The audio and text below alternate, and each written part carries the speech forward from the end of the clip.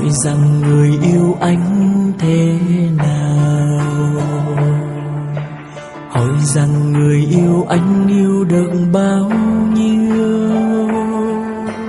Người chẳng hề suy nghĩ nói rằng em sẽ yêu suốt đời, cho dù dòng tố không đổi rời. Hỏi rằng ngày mai nếu không anh, hỏi rằng ngày mai đây em sẽ ra sao.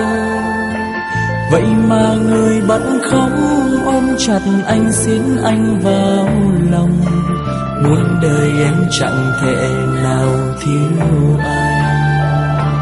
Mà giờ đây người đã ra đi không một câu, người đã quên lời hứa